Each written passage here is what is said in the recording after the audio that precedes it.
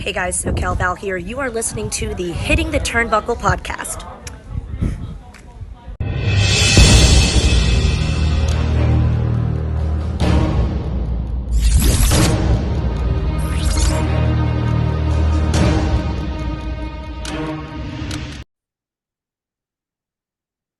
Welcome everybody back to the Hitting the Turnbuckle podcast. Yes, we are back for about our millionth show this week.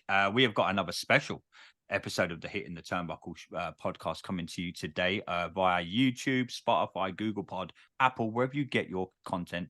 You can find the Hitting the Turnbuckle podcast. A Twitter account that has taken the world by absolute storm. Yeah. Is joining us today. It's literally the Yeah Revolution, and coming from the Yeah Revolution, it's only Tim Hooks. Tim, how are you, brother? I'm doing well. I'm very happy to be here. I'm always excited to talk about the megastar. I love what we're doing. I love what he's doing, and just real happy to be here to talk about it. Tim, your Twitter account has literally blown up the last few months. It's been everywhere. The man himself, LA Knight, has been mentioning you. Just tell me how it all started, because LA Knight has taken a massive rise in the WWE in the last, we'll say, 9 months to a year. Obviously, he's been around. He's been in NWA, he's been in TNA, he's been in NXT, he's been released from WWE, he's come back to WWE. So just tell us how the Yeah Revolution, how it started, and how your fandom become a thing. I became a fan of LA Knight from the first moment that I saw him. And let me just preface that a little bit. I was heavily involved in wrestling during like the Attitude Era, 90s, early 2000s. And then I kind of just grew out of it. I really didn't watch wrestling for a very long time. About 5-6 years ago, I started to get into it a little bit more. I started watching a little bit more casually every once in a while. But nothing really caught my eye. I just didn't really love the product too much. And then came along the 2023 Royal Rumble, and I had known about the Max Dupree character. Mm-hmm. I had no idea that this Max Dupree character had actually been someone completely different by the name of Eli Drake with that whole gimmick. It was a totally different thing. So when I saw him for the first time as LA Knight, I think it was during I must have saw a promo before the Royal Rumble, but the first time I really saw him in earnest was at the Royal Rumble in that match with Bray Wyatt. And he has this it factor. You can't quite put your finger on it, but there's something about him that is so much different from everybody else. This charisma. And from the first promo I saw of his, match I saw of his, I was on board, man. He brought back, the sort of vibe that I had during the Attitude Era. Mm-hmm. With guys like, Austin and The Rock and all those type of characters. He brought that back. It was the first time that I had seen somebody that really got me excited to watch the product. And so there was quite a while, even though, he had that feud with Bray Wyatt, which was great. He was highlighted in the Royal Rumble. He was sort of just cannon fodder for Bray Wyatt. It wasn't about him. It was about Bray. And then after that, if you remember, LA Knight was basically glorified enhancement talent for quite a few months there. He's jobbing out to everybody. And even when he, would actually win a match every now and then, be very cheap, be holding the ropes or holding tights, or he would look very weak in the ring. So it got to a point where there was starting to be this outcry from the internet wrestling community about him. And he was starting to get over a little bit more every week. And I was thinking to myself, what can I do to help? What can I do? Because I just wanted to see the guy on TV more, quite frankly. It wasn't about, I want him to win championships. I just wanted to see the guy on TV more. I wanted him to be able to see his potential out. So I decided to start this social media account. I've worked in social media. I've worked in politics for several years, building social media accounts and followings and stuff like that. So you know what? I'm like, as a hobby, why don't I just give this a shot and see what we can do? And within, it took off almost immediately. I started it like mid-May, and it very quickly grew. It's been amazing to see how far it's come and how big it's grown in such a short amount of time. But really, this was all about trying to just trying to get people motivated and help them understand how we can get him that push that everyone was looking for. And it wasn't about, what we said on the internet. It wasn't about cheering him at shows. It comes down to money. Buy his merchandise, buy tickets to shows, make sure that when he has stuff on social media or YouTube or anything like that, you watch it. That's the type of thing that will get wrestlers a push. If WWE sees they can make a lot of money with somebody, they're going to give them a push. So that was really my message from the get-go. And as we've seen, that's all really worked out very, very well. How do you, he's been compared a lot. You mentioned the Attitude Era there. A certain Stone Cold Steve Austin was originally the ringmaster when he come into the then WWF with the $1 Million Man and the $1 Million Belt. And Austin has said himself in many interviews and documentaries that he's done and podcasts that he didn't really feel the ringmaster gimmick. Do you kind of get why people put the LA Knight situation and the Stone Cold situation? And and we've said this a lot of times on our show, I kind of get early Stone Cold Steve Austin vibes from him. And that's what you said at the start of the show. It's you can't quite put your finger on it, but it's just it. And I kind of get that with LA Knight. Do you think you get what I'm saying? Oh, absolutely. Absolutely. A lot of people, and I see this quite a bit, the haters out there want to instantly, tear him down because, he's copying The Rock and he's copying Stone Cold. And I got news for those people. Like, I hate to tell you this, but every wrestler in the history of the world has used previous generations, guys that got over, guys that were huge stars. They used them as inspiration. I mean, look at Ric Flair. He stole a whole gimmick, for God's sake. No one ever calls him out on that, right? Nature Boy Buddy Rose, right? Very true. So what LA Knight has been able to do, which 99.9% of any other guy wouldn't be able to do, is he's been able to harness the inspiration that he had from these really popular superstars back in the late 90s, early 2000s, Attitude Era, what have you. And he's been able to harness that and make it his own and use them as inspiration for his own stuff. And you can't get over to the point that he has gotten without having a very, very special, unique talent. And that's what he has. And so, look, I mean, he's used, inspiration and he's used the very best. And we've been waiting for someone to come along like this. I talk to so many people. Every single day, I talk to at least one person that says, I'm watching wrestling again because of LA Knight. I haven't watched wrestling in 20, 25 years.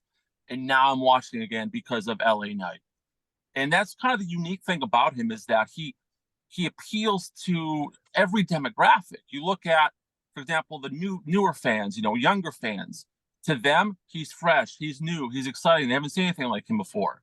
To older guys like me, he reminds us of an amazing time in our lives, an amazing, that Attitude Era and that sort of character that we haven't seen in such a long time. And the glass breaking moment, I call it, when the glass needs to break for Austin, is the kind of thing I'm seeing when LA Knight, when that music hits. It's the kind of, when I was 18, 19, and it was the glass needs to smash, or if you smell what the Rock is, you're kind of getting, and I have to, and you make a great point there, because a lot of people watching wrestling now, and I get it all the time with my good co-host Parker, he calls me the old man for talking about the Attitude Era. But I'm like, there are a group of wrestling generation fans now who don't really know what we watched in the Attitude Era. So when you explain to them the Austins, the Rock, the Takers, the Mankinds, we had this kind of thing on a weekly basis. We've got one guy. Don't get me wrong. There's many a good talent in the WWE right now. But the way he is getting over is the way that Austin and Rock and Mankind and all them guys really got over. More Austin than anything in the Attitude Era. Yeah. A question for you, Tim. Something that I've wanted. Me and Adam have spoke about this on shows. WWE pushed the Yes movement let's say 6-7 years ago now with Daniel Bryan. We weren't sure if that's the way they wanted to go down because it was the crowd that really pushed Daniel Bryan and moved him. Over recent months, we've kind of got the impression that WWE have held LA Knight back a little bit. They haven't wanted to bow down to the crowd pressure because every show you go to, all you hear is all you hear is LA Knight. And I personally think for a few months here, WWE were like, hang on a minute. We don't want to be told again to where we're putting our superstars like they've done with Daniel Bryan.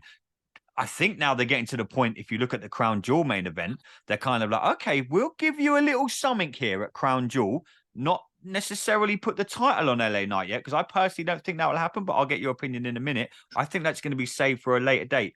But do you kind of think that the WWE are like, oh, we want to push him, but they don't want to be seen to be giving into crowd pressure again, if that makes sense? So I would agree with you at first that the thing with WWE is that I think with them is they had a plan. And they had this sort of program they had in mind.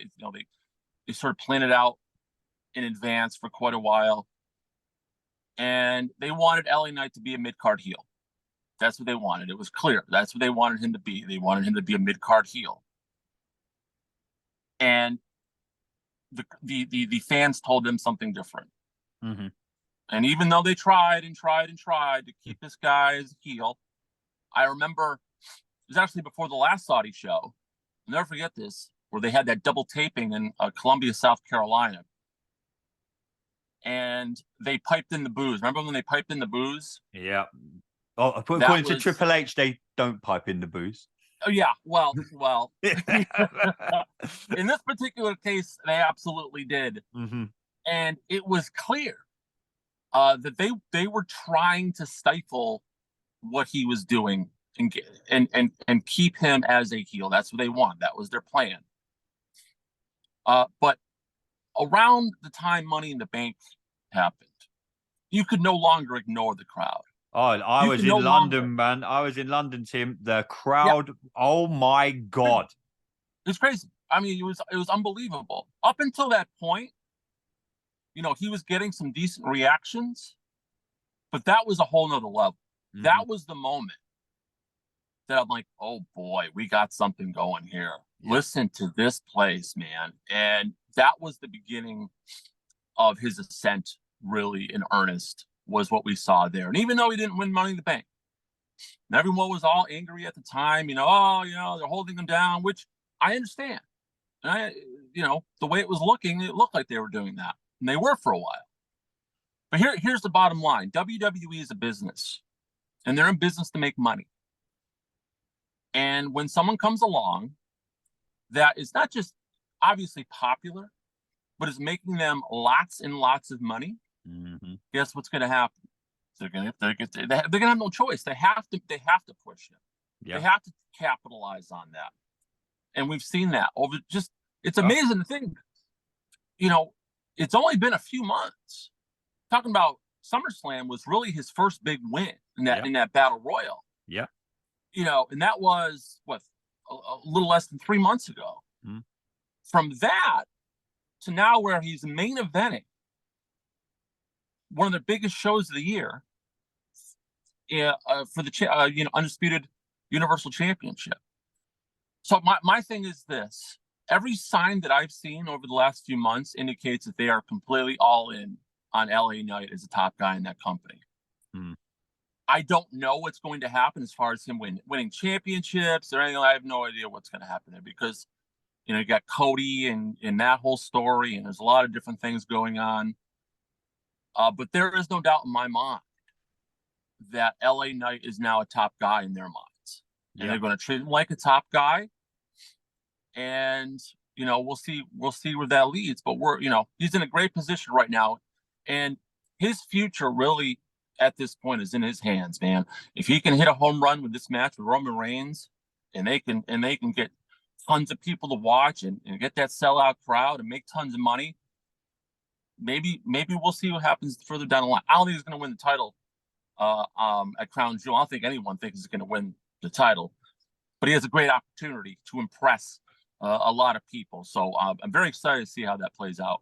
Yeah, I mean, if you look at the last Saudi Arabia show, when Triple H done the press conference on the day before, there was only one thing all them fans were chanting, and that was LA Knight.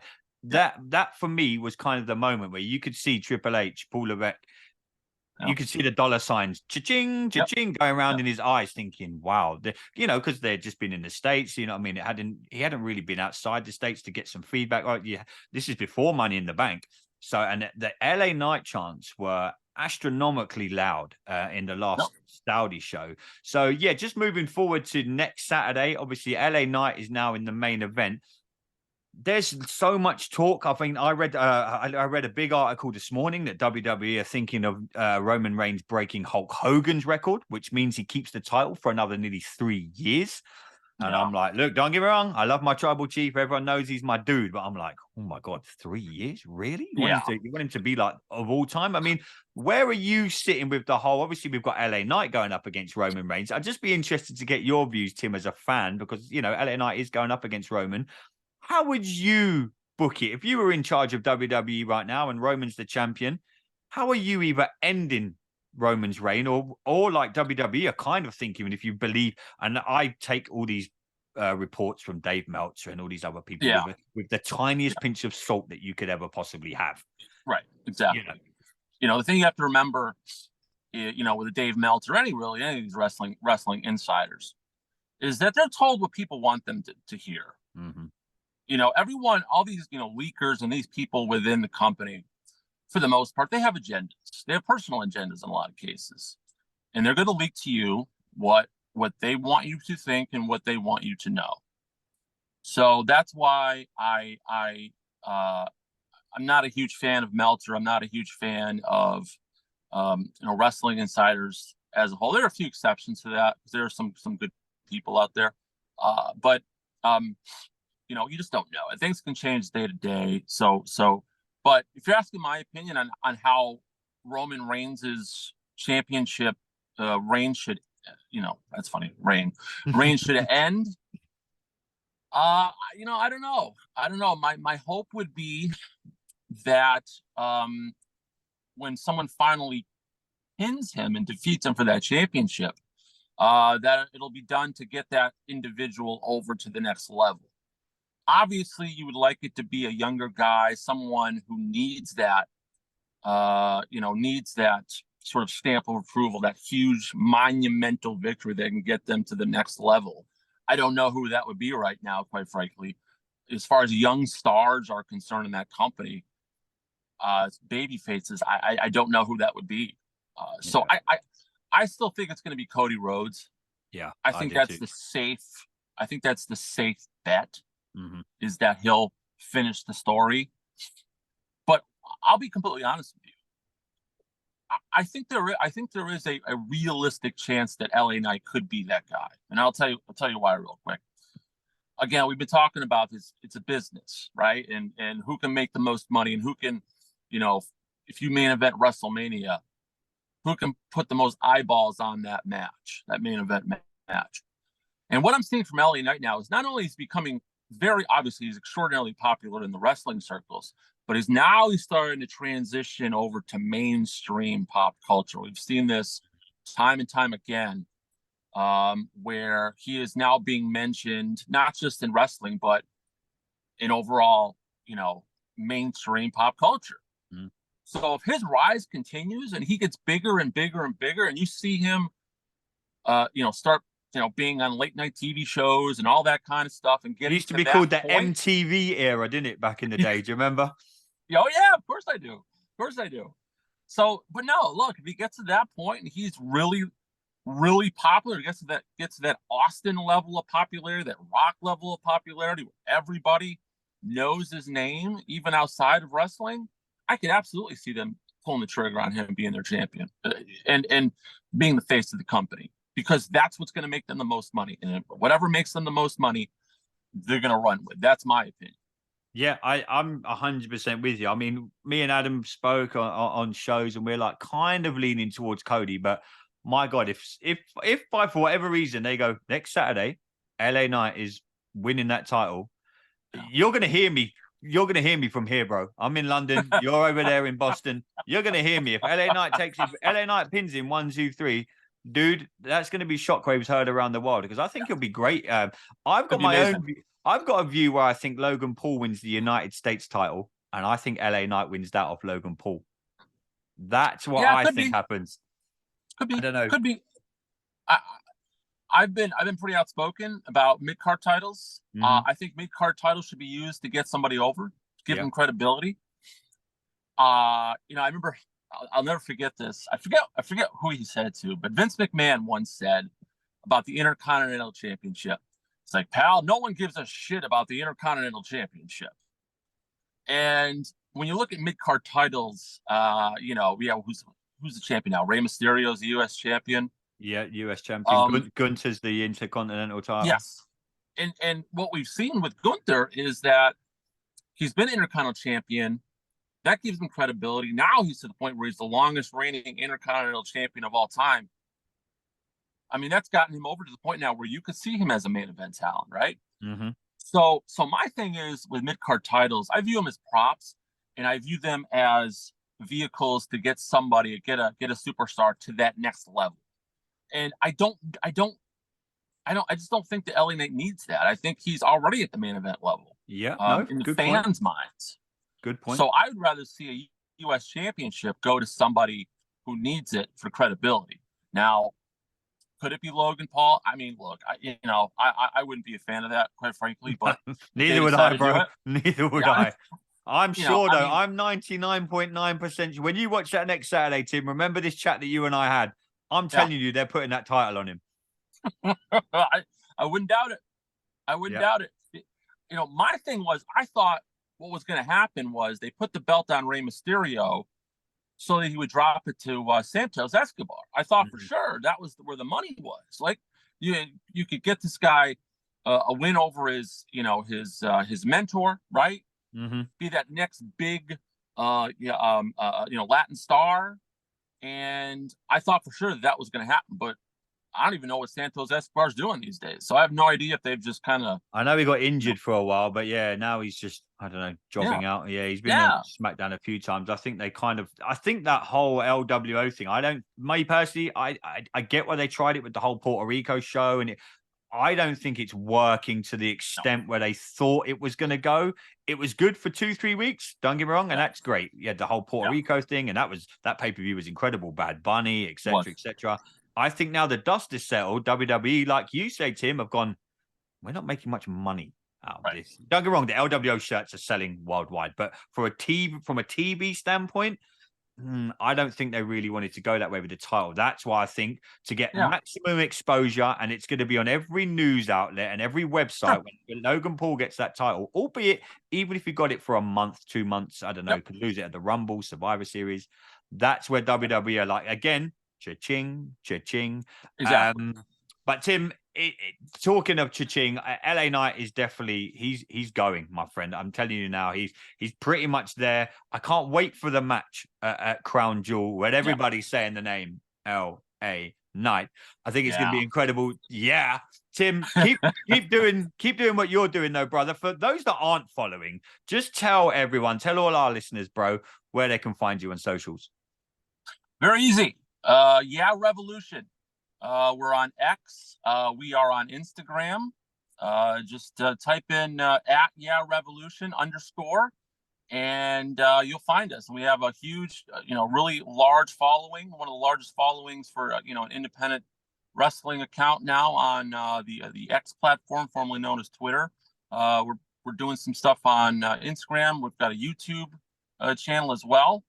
Same, @Revolution.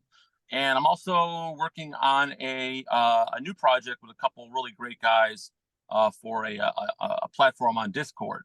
So we've got a lot of exciting things going on. I also have I'm affiliated with the WWE shop, and you can help me out there, support what we're doing. Just head over to my account on the X platform, and you can help me out every time you buy WWE merchandise. Do it from my affiliate account. Help me out a little bit, and you'll get some great products.